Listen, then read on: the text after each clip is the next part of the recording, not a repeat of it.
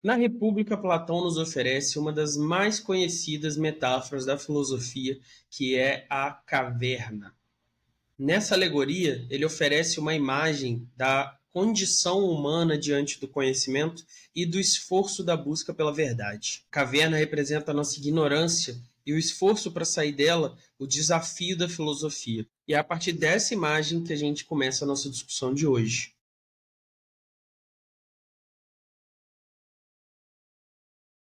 Então imagine uma caverna escura, onde no fundo você tem um conjunto de prisioneiros que está acorrentado. Eles estão presos ali desde a infância. Eles não podem se mover nem olhar para trás. O seu movimento está restrito a ficar encarando o fundo da caverna, onde eles conseguem ver sombras, já que atrás deles tem um fogareiro e na frente desse fogareiro passam pessoas carregando objetos, os quais projetam sombras no fundo da caverna. Mas eles mesmos, os prisioneiros, ignoram essa configuração e apenas conseguem ver o fundo da caverna. No que diz respeito ao conhecimento deles, as sombras e os sons que eles ouvem ali no fundo da caverna é toda a realidade. Com o tempo, eles começam a formular teorias sobre as sombras e ver que as sombras têm impacto nas suas vidas. Então, muda o humor deles, eles começam a tentar relacionar a sequência de sombras, eles começam a dar importância para essas sombras. Essa alegoria representa a experiência humana comum, que a maioria das pessoas está preso em opiniões que vêm da sua percepção ou das opiniões dos outros. A ideia aqui é mostrar, através desse experimento mental, que os sentidos que a gente valoriza extremamente, na verdade, são uma condição limitada de conhecimento e que existe algo além. Só que a gente, no nosso dia a dia, não percebe isso porque nós somos como os prisioneiros no fundo da caverna. Então, um belo dia, um desses prisioneiros é libertado. E isso simboliza o início da jornada filosófica em busca da verdade mais profunda. Esse prisioneiro, ao ser libertado, quando ele vira e vê a luz do fogo pela primeira vez, ele sente dor, porque seus olhos não estão acostumados. Assim como confusão por conhecer coisas que vão além da visão de mundo que ele tinha. Esse desconforto inicial é para representar a dificuldade tremenda que é abandonar suas posições e suas opiniões, que são fundamentadas em preconceitos e na experiência sensível. Ou seja, a libertação não ocorre espontaneamente. O processo é doloroso, tortuoso, e esse esforço consciente é necessário para você sair desse conhecimento superficial da realidade. No entanto, conforme sua vista se acostuma com a luz do fogo, ele começa a perceber que o conhecimento que ele tinha das sombras não é o verdadeiro conhecimento, mas uma falsificação, uma imitação piorada daqueles objetos que estão ali na frente do fogo. Essa etapa é fundamental no processo filosófico, que é você reconhecer a limitação dos seus conhecimentos anteriores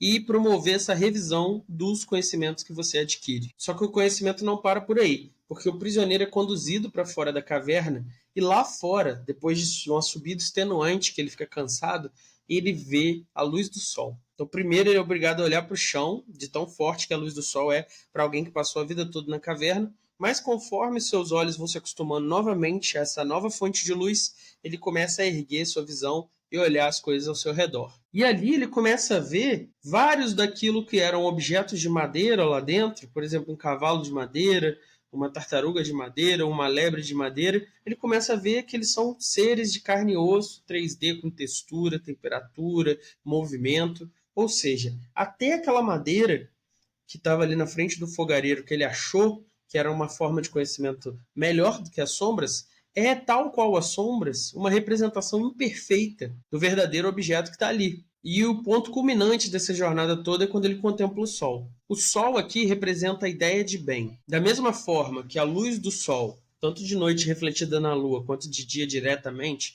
ilumina o mundo e nos permite enxergar as coisas, a ideia de bem ilumina as outras formas que a gente acessa pelo conhecimento. Então ela é a causa do conhecimento e da existência das outras formas. O bem é, portanto, o princípio supremo e a origem de tudo que existe. E aí esse é o objetivo supremo da filosofia também. Apenas indo atrás desse conhecimento, a gente pode ter uma compreensão total da realidade. E colocar o bem no centro do conhecimento também provoca uma reflexão moral e política na filosofia de Platão. Ao alcançar aquela realidade mais profunda de fora da caverna, o filósofo percebe que ele não pode ficar só ali em contemplação. Ele tem o dever de retornar para dentro da caverna e ajudar os seus companheiros de cárcere a se libertarem, para eles mesmos poderem também contemplar isso. Esse retorno simboliza o compromisso filosófico com o bem-estar e a justiça na sociedade, já que o conhecimento que ele adquiriu vai ser essencial na condução da vida política. A alegoria da caverna, ela é uma ilustração da teoria das ideias ou da teoria das formas de Platão. Segundo Platão, o mundo sensível é uma cópia imperfeita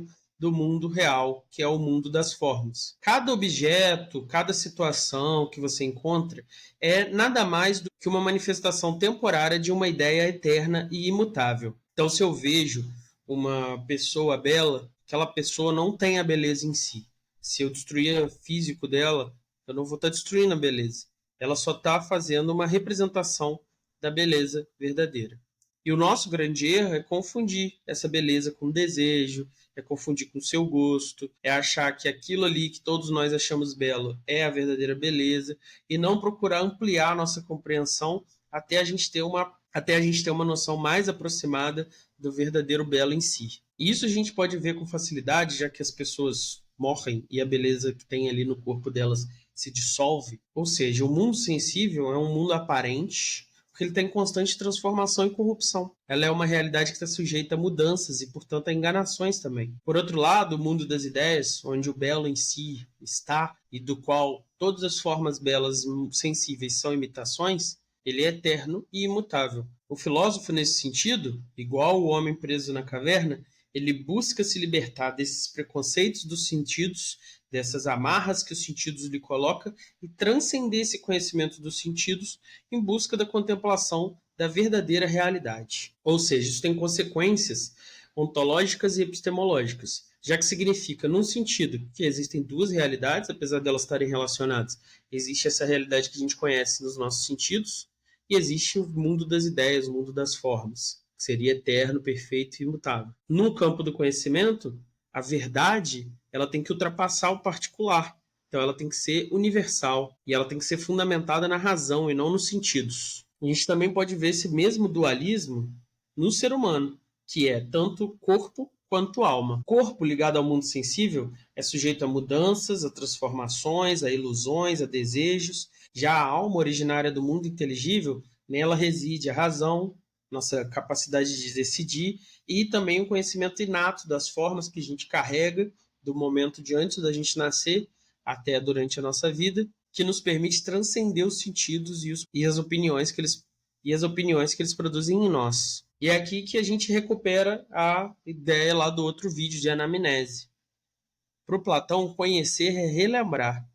A gente não conhece a beleza olhando o corpo de uma pessoa. A gente conhece a beleza experimentando o belo nas flores, nas pessoas, nas atitudes, e a partir disso, relembrando o verdadeiro belo que vai muito além do estético. Então, além daquela dimensão ética que a gente discutiu, da necessidade de você voltar para o fundo da caverna e libertar os outros, isso vai ter implicações políticas. Como somente aqueles que conhecem o bem estão aptos para governar, isso implica que o filósofo tem um papel fundamental no governo da cidade, já que só ele tem a sabedoria necessária para agir em prol do bem comum. Embora utópica essa ideia dos filósofos governarem em busca do bem comum, a ideia toda aqui é mostrar o papel político da filosofia e a dimensão ética desse dualismo que está sendo proposto aqui. A ideia é que só o conhecimento do bem vai nos permitir criar uma sociedade virtuosa e justa. E por fim, a alegoria da caverna também discute a relação entre a alma e o conhecimento. A alma possui um desejo inato de buscar o conhecimento, porém no estado inicial está limitada pelas aparências do mundo sensível e pelo seu corpo. Esse processo de libertação que acontece com o prisioneiro dentro da caverna simboliza a elevação da alma, que ao transcender o mundo dos sentidos encontra o seu verdadeiro propósito, que é contemplar as ideias. E é muito importante aqui, ideias não é no sentido de pensamentos que a gente tem hoje, que é uma visão mais moderna. A ideia é no sentido do objeto real, a coisa em si. A ideia de belo não é o meu pensamento do belo, o seu pensamento do belo.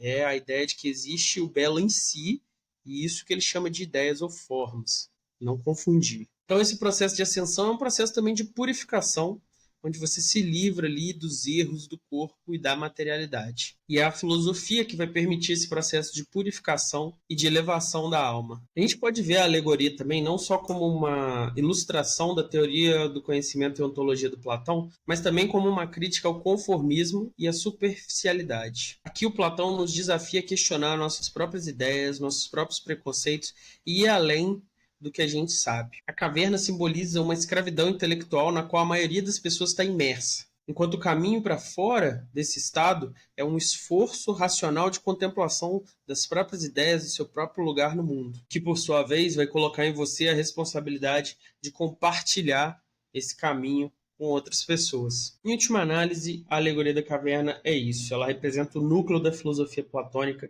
que é esse dualismo que coloca duas dimensões da realidade e do conhecimento, uma dimensão ligada aos sentidos e uma dimensão superior transcendente, em que a gente tem as ideias, as formas que são perfeitas e eternas. Ali está o verdadeiro objeto da filosofia, ali está o verdadeiro conhecimento. É claro que esse mundo aqui é inspirado, né, imitação daquilo lá, mas a gente não pode ficar preso nele, porque isso implicaria ficar preso numa versão limitada da verdade. Mas o essencial aqui é que há uma integração entre ética, política e conhecimento. Você não pode separar eles. Se você está fazendo o PISM 3, deixe a sua resposta aí nas questões simuladas. A questão está na descrição desse vídeo. E um salve para os nossos apoiadores. Sem eles, esse projeto não poderia continuar crescendo e melhorando sempre. Abraço!